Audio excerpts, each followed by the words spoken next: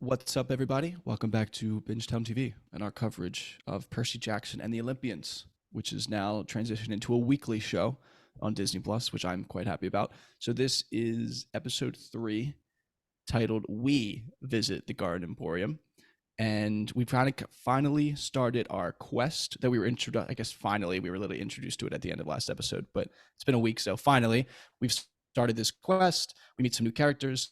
I don't know if you want to dive right in or if you want to just give like an overview of your thoughts. I guess we haven't really talked about that.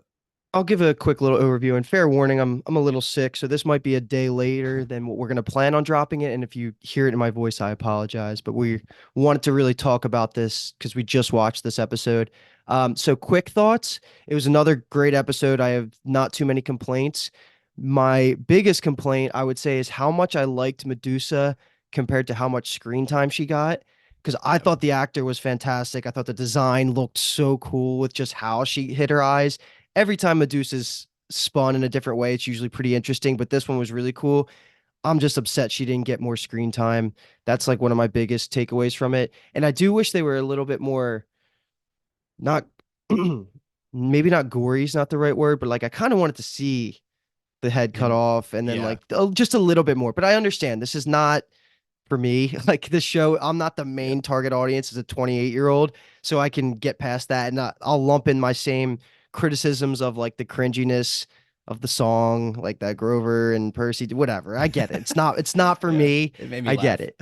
It's yeah, but what Yeah, I will say is that this episode did a lot for me for Annabeth. I thought she finally is starting to feel like more of a main character, and I like the dynamic between the three of them. It's starting to come together a bit more. So that's the main takeaway from this episode.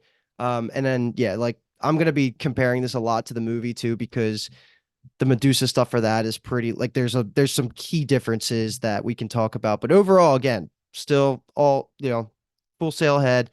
We're doing great. I don't have any big complaints. How about you? yeah. No, I would say no complaints. Again, this episode made me laugh. Hmm. If the humor isn't adult humor, it still makes me laugh, which I think is very nice. I'm just having fun, man, and I agree. I thought the maybe let's say mini arc of Percy and Annabeth's relationship in this episode was very successful for me. It felt good at the end of the episode, like we've earned a notch on our belts, like we're kind of coming together as a team here. I thought it was good. Yeah, definitely. All right. I'm ready to talk So, about it now. oh, Yeah. yeah. And I guess just very quick overview. If for whatever reason this is the first episode of ours you're listening to about Percy Jackson, we read the books when we were younger, when they were coming out.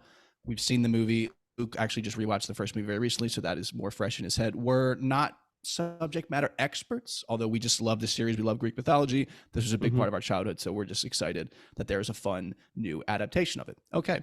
So, moving into this episode, kind of breaks itself somewhat nicely into pre-quest, quest, or I guess pre-quest, Medusa-ish stuff, and then kind of the aftermath of Medusa. So pre-quest, we have a few scenes here. We have Percy being able to select who's going to come with him on the quest, which obviously was going to be Annabeth was going to be one of them.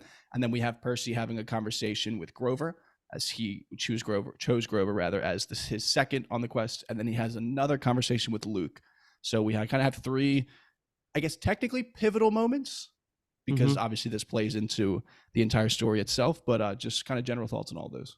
So I want to start with the Oracle because I love the Oracle in Greek mythology. The Oracle is just super famous. I always mix up the Oracle and then, I mean, I don't mix them up, but there's a similar concept, which I'm sure we'll see the other side of this too. It's always the Oracle and then the three fates, The fates, right? yeah. Yeah. So I thought the Oracle's great. I always remember that the cabin of like the counselor or the attic of the counselor's cabin is this magical place. Like they always have all of these items up there. Like you saw the Minotaur horn Mhm. that Percy broke up there. You saw like the Achilles helmet, which was up there. So cool. Just little Easter egg nods. And then the Oracle's great, but it turned into Gabe, which was fucking crazy. Just to give it was Gabe, right? Yeah, I like how the Yeah. disappointment on Percy's face. Yeah. That was I mean, kind of he says funny. like, "Really?" Yeah, exactly. But Yeah. this is so important for basically, I'm guessing the rest of the season is this prophecy of the quest and how it's going to go and how he's going to get betrayed by one of his friend, by someone he calls a friend. That's going to inform all of the decisions that Percy makes. Anything weird you see Percy deciding between, which it took me a little thinking through, like when he's at the dinner table with Medusa later and he's deciding to like go with her, he's thinking about this prophecy and how Annabeth, in his head, he thinks Annabeth's going to betray him. So this is like a very crucial moment for like the whole quest. Yeah, And I it has thought an it hit well immediate and it got, impact. Yeah, yeah, in this episode. yeah, I thought that it got that point across well. And then the direct conversation after with Chiron and Mr. and Dionysus talking about sorry, LA Yeah, yeah, slash like Hollywood is like where the underworld is. Like that's just cool. That was a thing. That's always been a thing. yeah. In Remember both that the made me movie and the laugh. book. So Yeah, I mean that made me laugh when I first read the books. Just a right. funny little choice for where it would be. And this is something I'm gonna put you on the spot with because I don't really remember, and I'm sure you don't either, but I'm gonna just throw it out there. In the movies, it's a very important plot point that they go to these different places to get the pearls of Persephone so that they Mhm. can smash them and escape the underworld. It seems like we're not doing that at all, right? In the show. At least not so far. I can't imagine.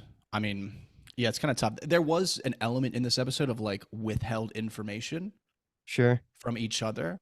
So I can maybe see it, but I would say it doesn't seem like it. It seems Because like they an they important make piece of information up front. Medusa's place is the where they get the first stone. Mhm. That's why they even go there in the movie. But in here it's different. They just kind of get Happen pushed into upon it. that direction. Yeah. So Yeah. I'm okay with that. The putting you on the spot moment is, do you remember if it was in the books or not? Because I can't remember. No, I don't. I'm guessing it's not, because if they're not doing the show, then it's probably not in the books. So I'm fine with That that. makes sense. And it's cool just like having like Greek mythology kind of just pushes you towards them rather than it being like them seeking out Medusa's place. Like they naturally will just stumble upon these things just because that's how this world and reality works. Yeah. Yeah. Just a few comments. I would say overall, I think that I just love Grover. I think this conversation, they actually have a little bit of a real conversation. What Percy says to him here when he chooses him, I Mhm. just trust you. That's why he wants to bring Grover along. Grover's happy to be included, and he's going to bring the best snacks, which just feels pretty on the nose for Grover. And then I think Luke and him just have a very nice conversation. It's nice that Percy is like very openly honest with him. I think it does a lot for their relationship, that it's like coming across that they trust each other so much, even through these 3 episodes right here. And then importantly, Luke obviously gives him the Chucks that are the Hermes shoes. And I just really like Luke's actor. I was a little shaky maybe at the start, like when he first got introduced, but I'm fully sold on him. I think he's great. I'm excited for more of him. Oh, I'm all in. I pretty much have been all in. Like he's great. But the standout for me in this scene, I was just so happy with the creative concept of the Hermes shoes here. I've never seen a pair Yeah, with just one wing on one side like that. It's always like the two on both of them, yeah, that's a good right? point. I thought it looked sick, and how it just like you say the secret word and the wing pops out on there. Right? I thought that looked sweet.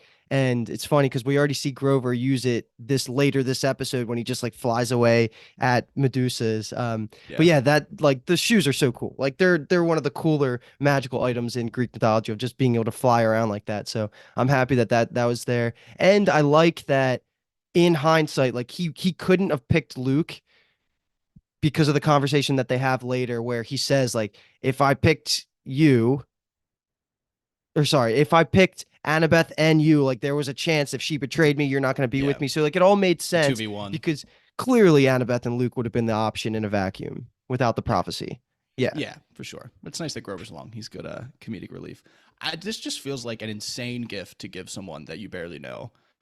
I guess Percy has some clout in that he's the forbidden child. I think Luke obviously has an understanding of how important the mission is. It just seems crazy Hmm. that he's just like, take these shoes. But And there's also the he's that big kind of guy. discrepancy between how they establish Luke in the movie versus here, where you kind of find out pretty early in the movie that Luke hates or dislikes his dad, True. Hermes.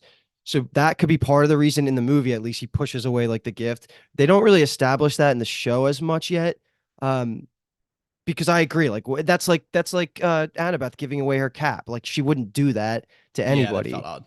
Yeah, exactly. Yeah. So Yeah. And I mean, I guess it got ramped up, I think, this episode. Obviously, Medusa's monologuing about it so much, but of like this opposite perspective, I guess you could say that like the gods are kind of evil. They kind of do whatever they want, and consequences be damned type of thing. So maybe they're just kind of warming us up to that concept.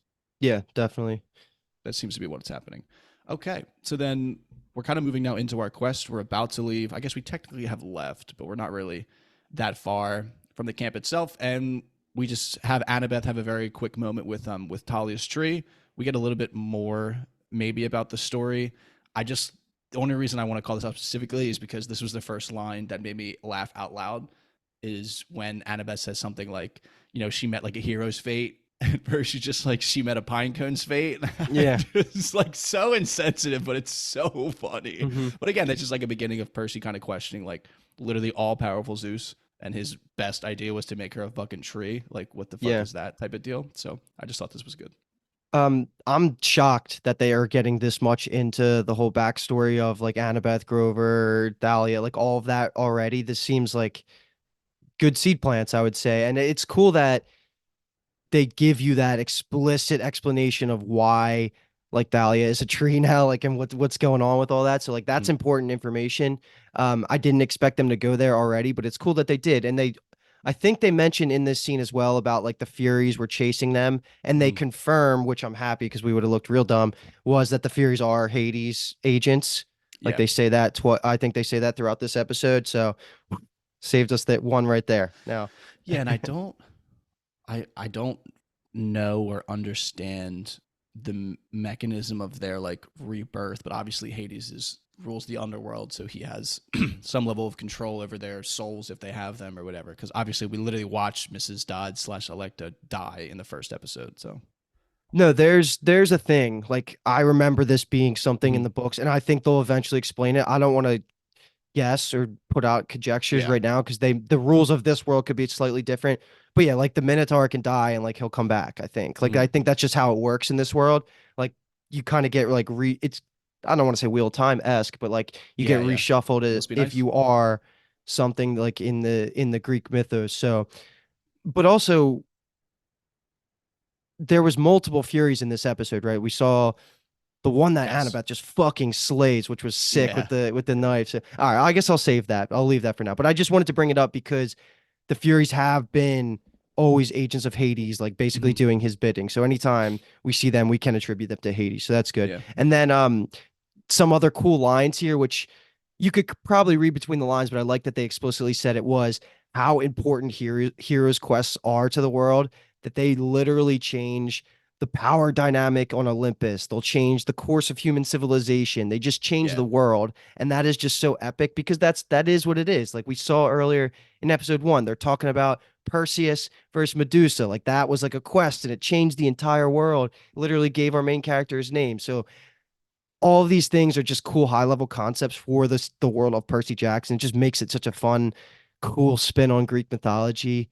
But yeah, so Yeah, I like the style too they do with it with like the narration where it's Grover kind of talking about it, but stuff's going on. It felt like they're kind of almost like reading us a story or like a tale, yeah, which I thought was a solid choice there. And that yeah, perfectly. We're on the way, we're moving and grooving, and we're on the bus, and the bus again just kind of made me laugh. And again, Percy is showing he's astute in the sense where he's like questioning all of the decisions that are being made around him where he's like, why the fuck are we taking a bus? Like, yes, why can we yeah, not just fly? But the answer is perfect, is that Zeus is pretty much against you. Like, Zeus owns the sky. Like, it would literally hmm be handing you him handing him you on a silver platter, which was perfect, right there. And then we kind of get into this Annabeth and Percy continuing to butt heads a little bit. Percy wants to vote on things which don't really need to be voted on. We and get they go. introduced to a song, the consensus song,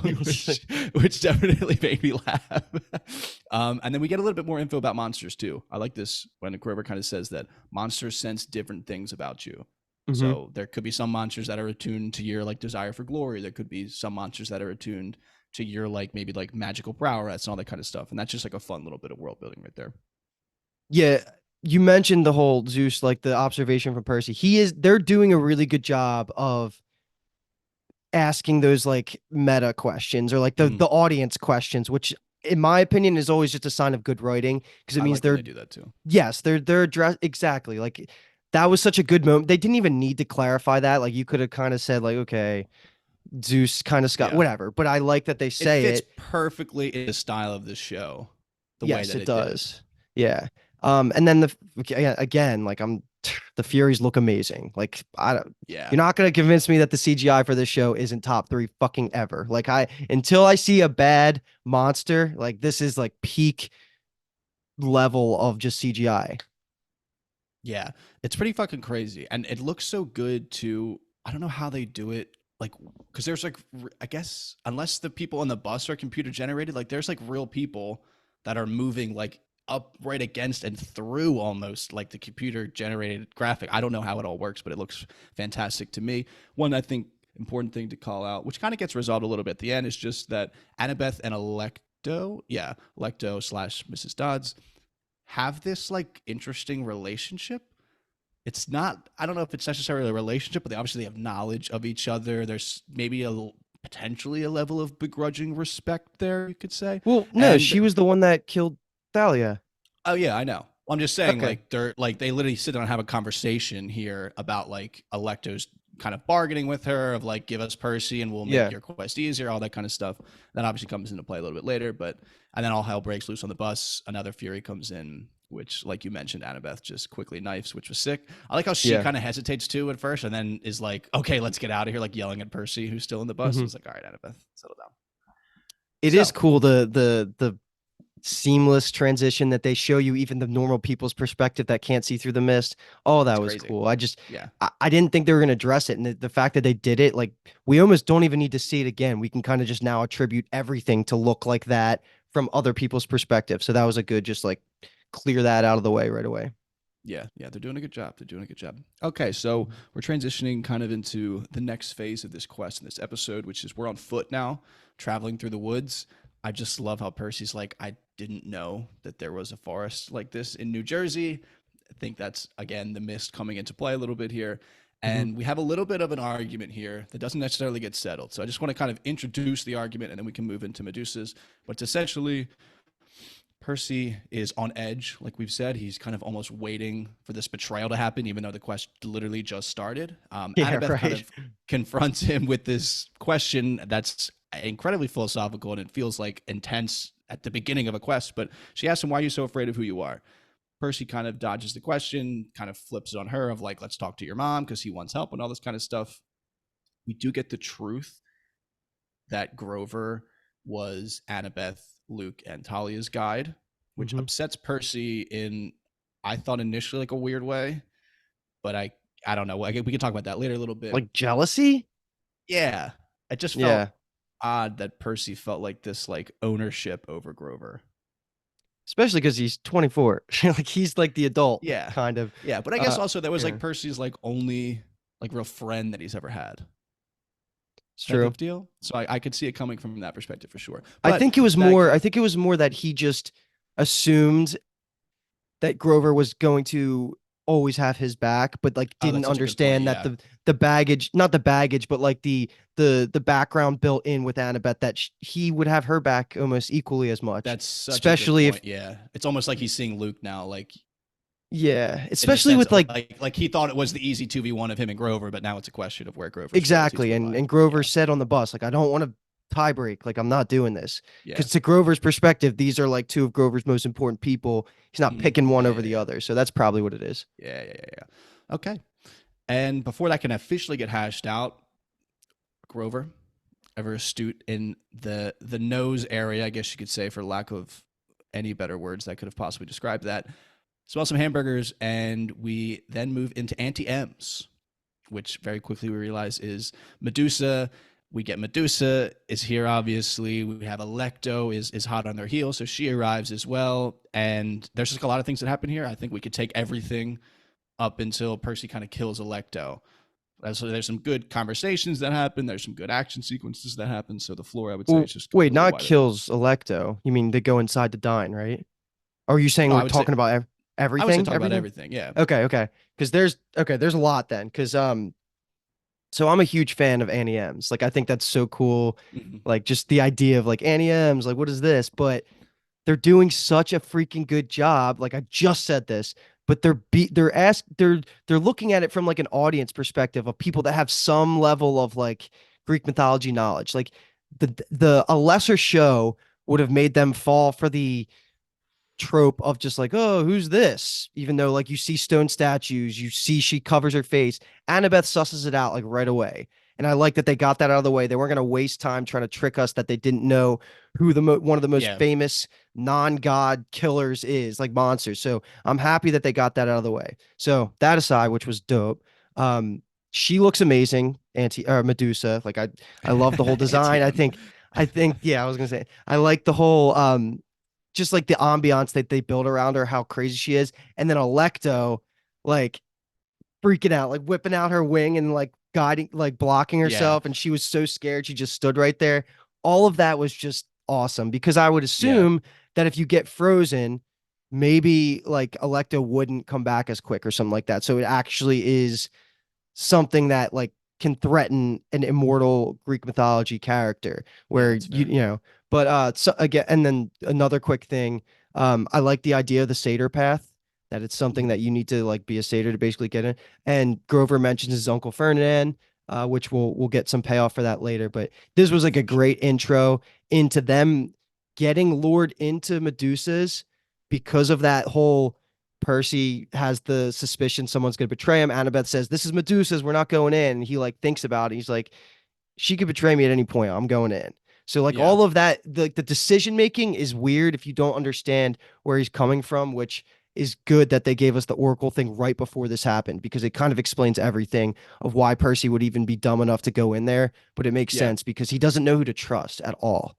They nailed to the, like you're saying, the like the ambiance or the aura around Medusa. The music, like the Yeah, sound, it was so it good, wasn't dude. like caricature, cartoony Yep. level, like evil. It was just like an uncomfortableness where like, yeah, like we know what she's about Hmm. because we have a general understanding, obviously, of Greek mythology and everything. The characters know what she's about. They know you're kind of walking on ice the whole time you're around her. I thought they kind of nailed that atmosphere really well. Yeah, and I think once they do go inside and they start sitting at the Mhm. table and they have the conversation where she's initially trying to lure all of them Yeah. before she says like, okay, fuck you guys, basically.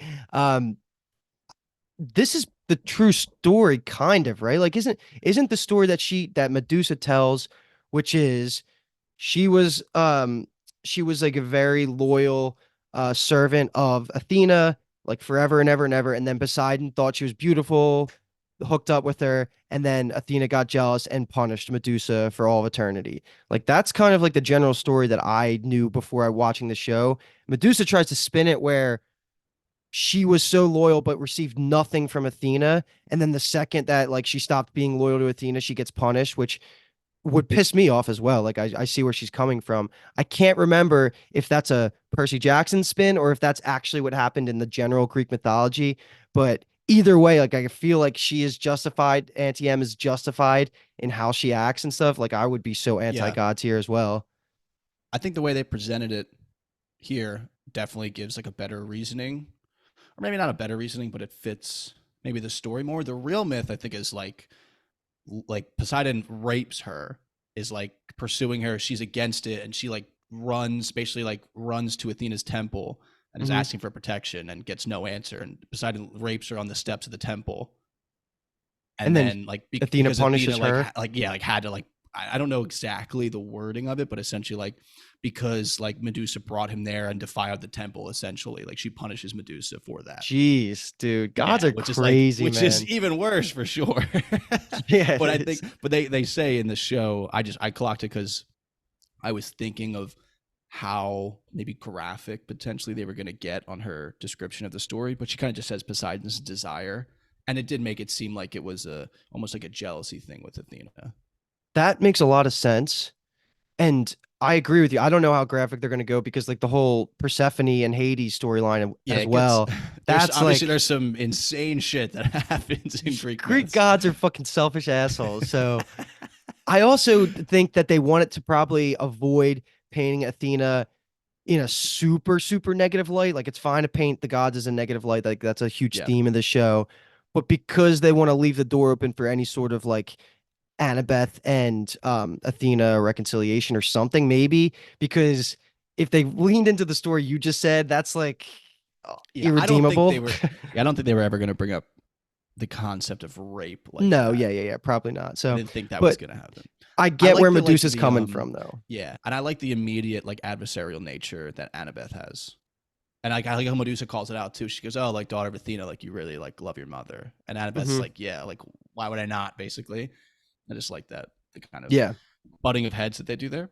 And then yeah. we move kind of into what I thought was a very interesting conversation, which I don't remember it happening like this, but Medusa talking to Percy and kind of Hmm. saying like straight up like Annabeth will betray you. Then she throws in that part of like she feels like protective of him because his mom and her like went through somewhat similar things with Yeah. Poseidon, basically, of like having his desire and then not having it immediately. And then I kind of Percy questions it. And when she throws out, like, where's your mom now? Like, is she safe type of deal? And Percy, I think the wheels start turning a little bit there of like, you're right. Like Poseidon obviously didn't save her in any sense like that. So I thought that was interesting. I just don't remember that happening in the movies or the books.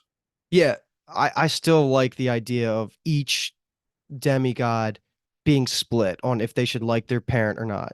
Like Mm-hmm. that's a good interesting plot point to always make them questioning if they should be loyal to their dad or mom, or like should they be taking the side of all these people that are against the god. So I think it's just good nuance, but I don't think that happened in Yeah, I guess the thing that was more interesting and it felt different to me was Medusa being like, "I feel protective of you." I don't know if Mhm. that was her like.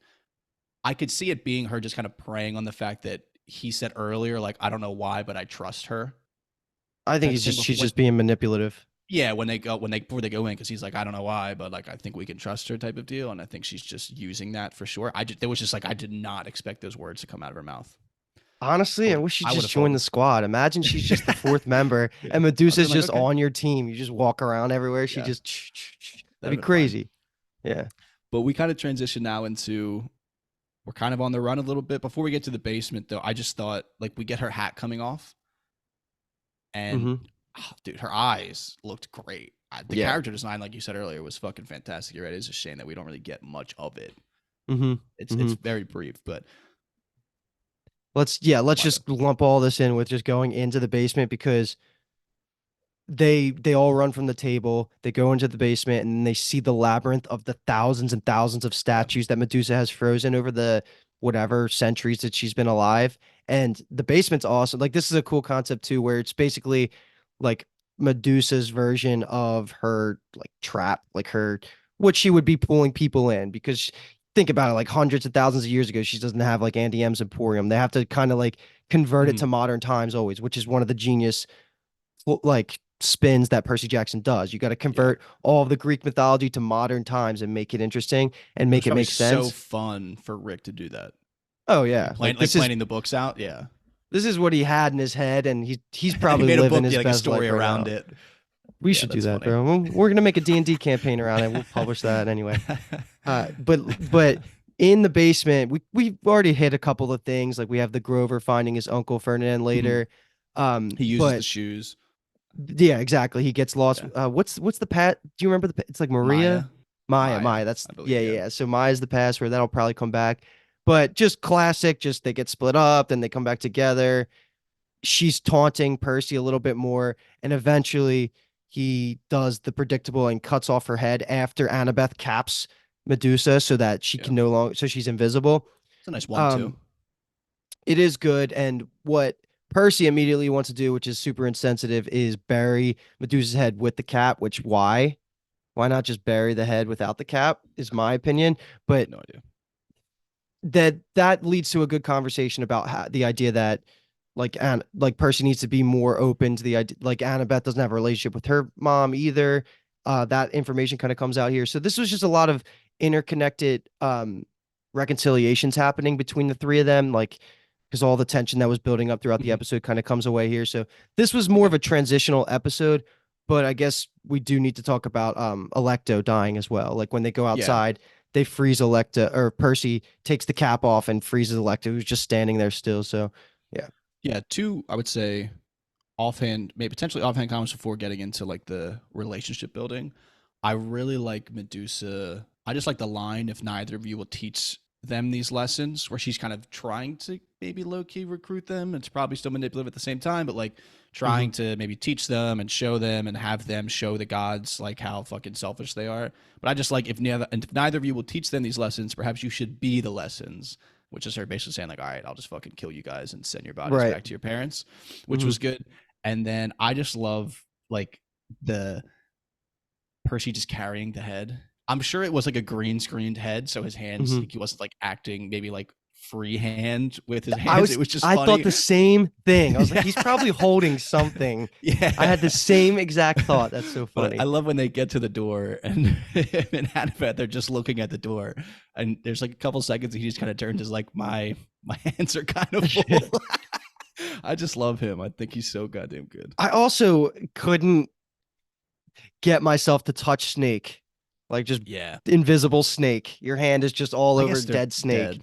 Yeah. That's so Yeah. gross. But anyway. Well, he is a hero. He's a demigod, so he's above us. He's better than us. So yeah, I Ooh, think that's good.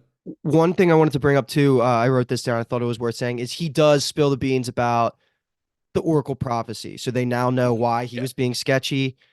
I don't know if I personally would have done it yet, like as Percy, because I feel like having that information is important, but also now it seems like he's going to be more trusting of these two and just let that prophecy kind of just happen whenever it needs to happen. So that's important that they know about that. yeah, yeah, for sure. That is interesting too. Of he's not maybe not necessarily trusting, and again, maybe he's not thinking that far ahead. But like, is it now going to become like almost self fulfilling?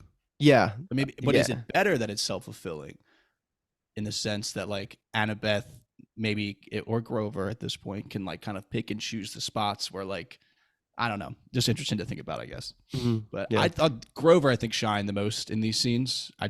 He kind of grows a backbone more, puts The his foot glue. down, and is like literally, and he kind of just sets him straight. Where it's like Percy, listen, like the hat is obviously very important to her. Like it's the only thing she has of her mother, and then she says, Annabeth, listen, like Percy obviously has a very difficult choice to make. All this kind of stuff, blah blah blah.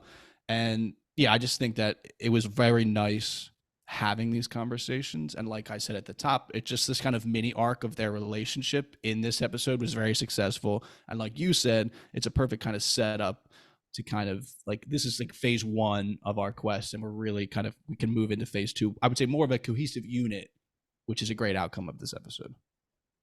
Yeah, it definitely feels like we're done the prologue of like Mm, what we're about to get into. yeah, it's nice that And I they guess communicate this way, like emotionally and openly. Like Percy literally says, like I feel alone. I don't know who to trust. Like that mhm. feels like just kind of admitting that to people you don't really know so well. Yeah, that feels there's a level of emotional maturity there for sure. Yeah, dude, Walker's killing it. He's great, man. He's great. I I guess we need to talk about like the literal last thing that we get to see is them after Grover talks Percy out of burying Medusa's head. They say, "What are we gonna do?" They go back into the labyrinth, and what they decide to do is mail Medusa's head using the Hermes Express to Mount Olympus, Yeah, the which Hermes on Express was like one of my paper, favorite parts of the books. well, on paper, like that sounds like the dumbest fucking idea ever because what Grover says is like you are literally basically going to say, "Here, gods," like, and if they can open it up and still get like I don't know. Either way, it's just like a declaration of war is what Yeah, I'm seeing it as. But Percy doesn't see it that way, and I kind of like that he just rolls through and says like, "Fuck it, whatever, we're gonna do it." Because then you get to see Hermes actually deliver it in the yeah. Empire State Building, goes all the way up to the top. Yeah, Yeah, Percy hits him with the consensus song, which was great. yeah, I yeah, thought that yeah, literally made me laugh out loud when he just like starts yeah. clapping. Yeah. I was like, I'm "You're happy such they a didn't do rat." it for long. Yeah, so you're Just do such a like a rat couple little bars and bastard, dude. You're yeah. such a rat bastard. I What did one you think? Yeah, go ahead. well, just one more I would say comment line I want to call out is they have this like hidden information conversation where Annabeth tells Percy about Electo's offer, obviously which she turned down, and then Percy tells them about Medusa's offer, which was kind of giving the two of them up for Percy's safety, whatever it may be. And I like how she's like, "What did you say?" And he goes, "What did I say? I cut her head off." It's Yeah. like fair enough, brother. Fair Yeah. enough. I I like forgot that Lin Manuel Miranda was Hermes. yeah, I didn't know that either. I I didn't know that. I just completely forgot about that. what did you think like about that whole Hermes sequence? I thought it was perfectly fine. I thought it was good. Yeah. I like Yeah, at the end he just says, "You guys are not gonna believe this," and it just like cuts to the credits. It's so yeah. cool. I thought it was good. It was a nice little fun way to end the episode, and it was good way I think to introduce, which I always thought was just funny, and it makes sense because the book's set in New York, and like we're talking about this bringing myth stuff into modern day, just that it's the top of the Empire State Building. So is that the second god we've seen? It's just been Dionysus and Hermes. Yeah. Interesting, Mhm. because I'm just shocked we haven't seen Poseidon or Zeus yet, because they make such a Yeah, big deal about throwing them out in the beginning of the movie yeah. and like their conversations that they had, which I'm fine building it up to be like a reveal. Like Yeah, this is, because I don't know who's playing them now that I think about it. I'm sure I knew at some point, like paying attention to the yeah, casting. I only know that Edge plays Ares. That's it. yes, which I actually was which, which talking to Jimmy about over Christmas. I can't wait to see that. yeah, I'm really excited for that too. Yeah, that's so All cool. right. Edge. That's just a funny cast. I remember when it came out and I was like, no fucking way that's real. Yeah. All right. So, what is real is that that's a wrap on episode 3. Once again, we visit the Garden Emporium. Like we've said, we had fun with this episode. We thought it was very successful in what it was trying to do. The mini arc of the relationship. We're now this more of a, I would say, a questing group, maybe than like a band of individuals, or maybe two strong-willed individuals with a funny little glue guy in between. Say we're more of a trio now, which is always nice because this trio kicks fucking ass in the books. So it's kind of nice to get the beginning of their story and to feel the way we feel about it. So we're going to keep covering the show, obviously, now that it's week to week. We'll be back next week, whenever that is, obviously, for episode 4, whatever the name of that is, we'll be here. And if you're getting, to become a big fan of Bingetown TV and you want more content, we're covering shit right now. Jujutsu Kaisen is about to wrap up. That's an anime for those that aren't familiar. Netflix is doing a live action adaptation of another anime called Yu Yu Hakusho. We're currently covering that. We are just wrapped up, actually, Murder at the End of the World, which is a Hulu mini. It's a hit. Was it a 1-season series or is it continuing? I checked out for 1 second. Say it again. Murder. Murder's done. It's one One. season Okay, done. done. 1 season. Limited Okay. series, yeah. Okay. And then Amazon, Jack Reacher, or I guess it's just Reacher, Reacher, season yeah. 2. Season 2, right? Season 3? Either way, the newest season of Reacher on Amazon Prime. We're covering that as well. And we have things coming down the pike. So I would say if you're interested in Bingetown, outside of just our coverage right here, Percy Jackson, the best way to stay up to date with everything is just to go to our Bingetown TV main feed. I'm sure you're probably listening on the Percy Jackson specific feed. So go to the Bingetown main feed. You'll see all our episodes. And if you want it more organized, bingetowntv.com. There's a nice little drop-down menu. Has every show that we've covered in alphabetical order, which is perfect for searching through them in a more organized way. And so, yeah, that's all I got for the second time this season. We are Bingetown TV. And thank you for listening.